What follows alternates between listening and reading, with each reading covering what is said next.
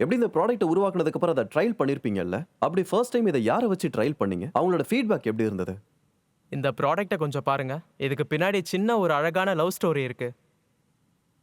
நான் இந்த ப்ராடக்ட்டை உருவாக்குனதே என்னோட கேர்ள் ஃப்ரெண்டுக்காக தான். ஒரு நாள் ராத்திரியில 2:30 மணிக்கெல்லாம் எனக்கு ஒரு கால் வந்துச்சு. நான் அப்ப நல்லா தூங்கிட்டு இருந்தேன். ஃபோன் காலை பார்த்து ஷாக் ஆயிட்டேன்.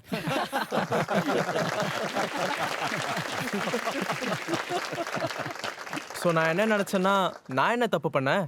அதுக்கப்புறம் தான் எனக்கு புரிஞ்சுது, இதோட ஹீட்டிங் ப்ராசஸ் இருக்குல்ல, அது ரொம்ப அதிகமாயிடுச்சு. அவளோட வயித்து பகுதியில் ஸ்கின் தீஞ்சு போச்சு. ஓ காட். ஒரு பக்கம் பீரியட்ஸோட அதிகமான பெயின், இன்னொரு பக்கம் ஸ்கின் தீஞ்சு போன எரிச்சல் வேற. நீ மட்டும் இப்படி யுஎஸ்ஏல பண்ணிருந்தனா உன்னை தூக்கி உள்ள போட்டுருப்பாங்க. ஆனா இது புரோட்டோடைப் தானே சார்?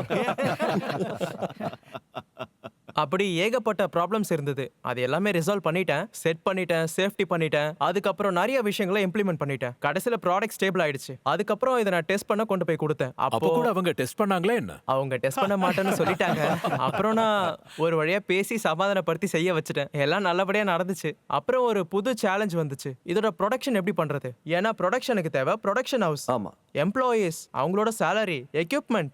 என்கிட்ட பணம் எதுவும் இல்லை. ஸோ நான் வேற மாதிரி பிளான் பண்ணேன். என்ன பண்ண அப்படின்னா, மக்களுக்கு ட்ரைனிங் கொடுக்க ஆரம்பிச்சிட்டேன். இது எப்படி பண்றதுன்னு சொல்லி கொடுத்தேன். அதாவது காலேஜ் ஸ்டூடெண்ட் இருக்காங்கல்ல, அப்புறம் பார்ட் டைம் வேலை செய்யணும்னு நினைக்கிறவங்க, அப்புறம் அவங்களுக்கு எக்யூப்மெண்ட்டை வாங்கி எக்யூப்மெண்ட்டையும் கொடுத்துட்டோம். அப்புறம் ரா மெட்டீரியல்ஸும் கொடுத்துட்டோம்.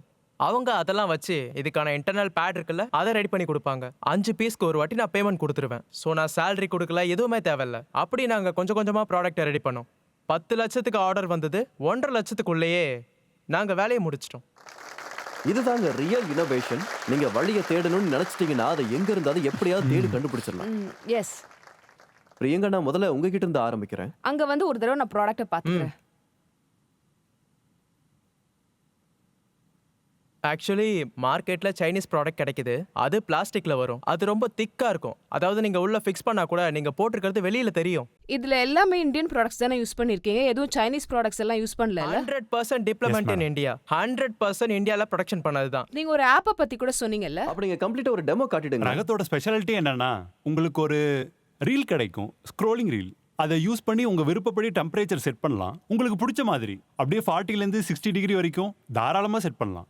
அதுக்கப்புறம் இதோட யூனிக்கான ஃபீச்சர்ஸ்னு பார்த்தீங்கன்னா, இதுதான் ரகத்தோவை ரொம்ப வித்தியாசமாக மாற்றுது. அதுதான் மான்ஸ்டாச். இது எப்படிப்பட்ட விஷயம்னா, அது டெம்பரேச்சரை ஹையாக வச்சுக்கும், லோவாக வச்சுக்கும், ரொம்ப ஸ்மூத்தாக. சின்ன வயசுல நம்ம மம்மி எதமான சூட்டோட ஒத்தனம் கொடுப்பாங்கல்ல, அம்மாவோட கையிலேருந்து கிடைக்கிற அந்த வெப்பம் இருக்குல்ல, அதனால வலியும் ஏற்படாது, இருக்கிற வலியும் போயிடும், இருந்த இடம் தெரியாமல் போயிடும். ஸோ மாம் ஸ்டேஜ் அதே தான். உங்களுக்கு வலியும் தெரியாது, அடையாளம் இல்லாமல் போயிடும். அதுக்கப்புறம் பார்த்தீங்கன்னா இன்னொரு ஃபீச்சர் இருக்கு, அதுதான் மசாஜர். மசாஜர் பேட்டர்னை ஆன் பண்ணிட்டேன்னா நமக்கே அது தெரிஞ்சிடும். இப்போ மசாஜர் ஆன் ஆயிடுச்சு. அது ரொம்ப சூப்பர் சைலண்ட், பக்கத்தில் யாருக்கும் தெரிய வராது, அது ஓடுறதே தெரியாது. நாங்கள் ப்ராப்பர் ஃப்ரீக்வன்சியோட தான் ரெடி பண்ணியிருக்கோம். உங்கள் நர்விங் சிஸ்டம் இருக்குல்ல, அதுக்கு அக்கார்டிங்காக தான் இது வேலை செய்யும். உங்களோட பெயினை பிரெயினோட சிக்னலுக்கு கொண்டு போய் சேர்க்காது. இது அந்த மாதிரி வேலை செய்யும். யா, சூப்பர். தேங்க்யூ. கலக்கிட்டீங்க. நீங்க உங்களோட ஆஸ்க இன்னொரு வாட்டி சொல்ல முடியுமா? நாங்க என்ன எதிர்பார்க்கறோம்னா 60 lakhs for convertible equity. Titans கிட்ட இன்னொரு விஷயம் சொல்லுங்க. நீங்க 60 லட்ச ரூபாய் கேக்குறீங்களா? அதை நீங்க எதுல இன்வெஸ்ட் பண்ண போறீங்க? எப்படி அதை யூஸ் பண்ண போறீங்க? எம்ப்ளாயீஸா ஹையர் பண்ணணும், எக்யூப்மெண்ட்ஸ் வாங்கணும். மாஸ் ப்ரொடக்ஷனுக்காக தான் நாங்க இதெல்லாம் கேட்குறோம். அதுவும் கன்வெர்ட்டபிள் ஈக்விட்டி. நாங்க கன்வெர்ட்டபிள் ஈக்விட்டில கேட்குறோம். எங்களால அதோட வேல்யூவேஷனை கண்டுபிடிக்கவே முடியல. ஏன்னா சேல்ஸ் இன்னும் ஆரம்பிக்கவே இல்லை. MLM லிஸ்ட்ல இதுவும் வந்துடும். ஒரு பெல்ட்டுக்கு என்ன பிரைஸ் வருது? 1,999. 2 வருஷமா நாங்க இதுல வேலை செஞ்சுட்டு இருக்கோம். ஃபைனல் ப்ராடக்ட் ரெடி பண்ணிட்டோம், ப்ரொடக்ஷனும் ஸ்டார்ட் பண்ணிட்டோம். அதுக்கப்புறம் நாங்க கம்பெனியை ரெஜிஸ்ட்ரேஷன் பண்றோம். ஏன்னா கம்பெனியே இல்லாம ரெஜிஸ்ட்ரேஷன் பண்ணாம ப்ராடக்ட் பண்ணி என்ன பிரயோஜனம்? Too good. யா, அமேசிங். ரொம்ப நல்லா சார்.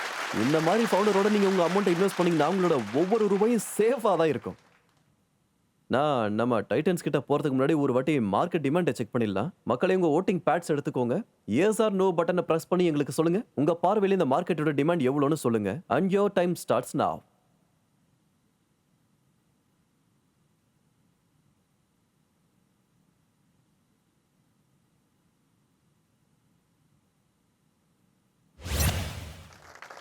ம். 85% மக்கள் இதை ரொம்ப ரொம்ப தேவைன்னு சொல்லியிருக்காங்க.